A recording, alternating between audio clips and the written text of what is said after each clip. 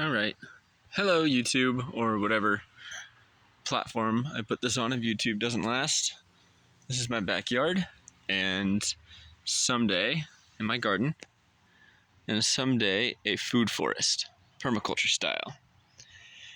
So this is going to be for notes for myself, the ability to look at the past, and if I end up with a small following, advice and community, because that's what the internet is for.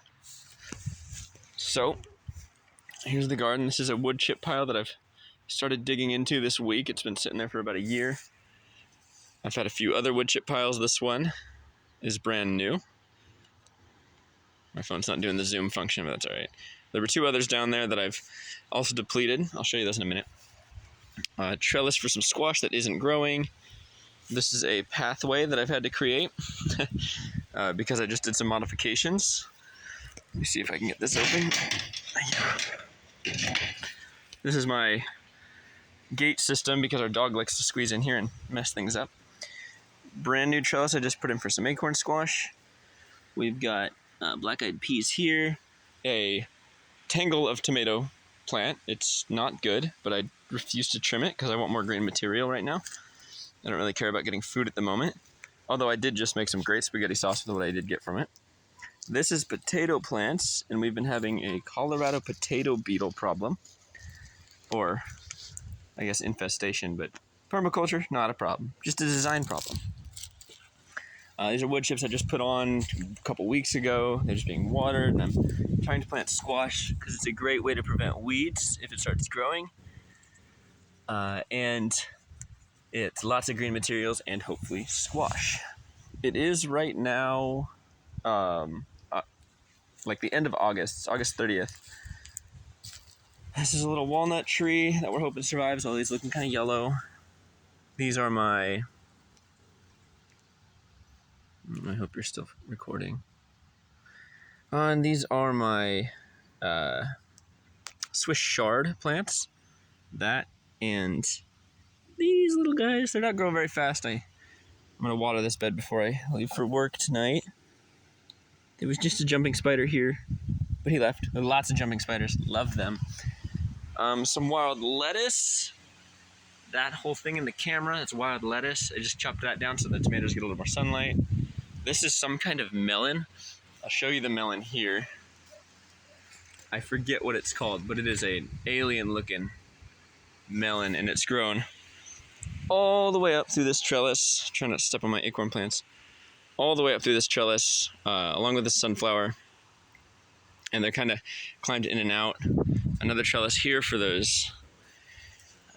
These are Cronenberg pumpkins, which will be fun if they eventually grow. They've been staying pretty small so far, but he just got his first mature leaf, so I have faith that we'll get at least a pumpkin or two in the next month. I have faith. It'll grow fast. Somewhere back here in all these weeds, and I'm just letting them grow, again, more green material. They're not hurting anybody. Oh, can you see that jumping spider?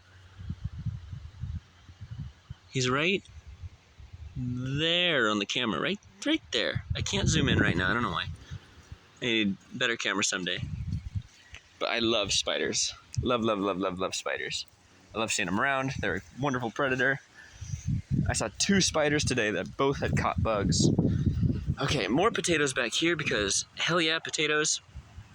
Up this way we've got scarlet runners. Lots and lots of them, mixed with another kind of bean. That's just a really like Goliath bean. I don't know if it's fava or a different breed of scarlet runners, but it's huge and green. There they are. This guy right here, look at the size of him, like to my hand. Freaking ginormous. There's 3 beans in that pod. 3 in the one next to it. I have no idea what it is, but I'm happy to have it growing. I looked up what plants scare away, or what's the word? Well, Colorado beetles don't like them, and flax was the one that came up that I had. So I planted a whole bunch of that just everywhere, just threw seeds everywhere.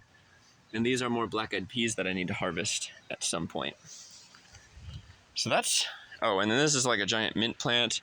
I've got some peas down there, and then little clover right next to my irrigation line. And that's it for that garden. So the new fence I just put up, I've got to come out the long way because We didn't want to cut the fence up in case we move it again. We want the whole piece to work with.